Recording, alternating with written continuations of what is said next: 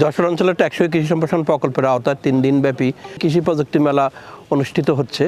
তো বাংলাদেশ একটি ঘনবসতিপূর্ণ দেশ এবং আমাদের জমির স্বল্পতা রয়েছে। তো এই প্রযুক্তির মাধ্যমে স্বল্প পরিমাণ জমি থেকে অধিক উৎপাদন যাতে নিতে পারে, এই ধরনের বিভিন্ন ব্যয় সাশ্রয়ী বিভিন্ন প্রযুক্তিগুলো এখানে উপস্থাপন করা হয়েছে। বিশেষ করে পানি ব্যবস্থাপনা, তারপরে উচ্চমূল্যের ফসল এবং উন্নত বিভিন্ন জাতগুলোকে কৃষকের মাঝে জনপ্রিয় করার জন্য উপস্থাপন করা, যাতে কৃষকরা এগুলো প্রয়োগ করে খুব বেশি পরিমাণে ফসল উৎপাদন করতে পারে। এবং আমাদের যে বিভিন্ন ফসলের ঘাটতি রয়েছে, এই ঘাটতিগুলো মোকাবেলার জন্য এই ধরনের প্রযুক্তিগুলো বা এই ধরনের উচ্চ ফলনশীল জাতগুলো আবাদ করা বর্তমানে জরুরি হয়ে পড়েছে।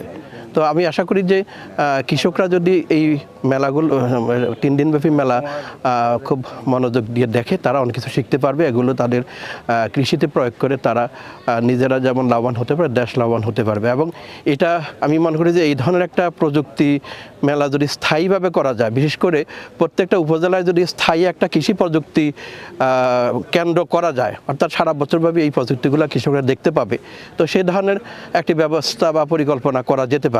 এটা এই প্রযুক্তি স্থায়ীভাবে যদি আমরা প্রদর্শন করতে চাই, আমি আশা করি যে এই মেলা সফল হবে, কৃষকরা এটা আগ্রহ নিয়ে দেখবে, এই আমার প্রত্যাশা।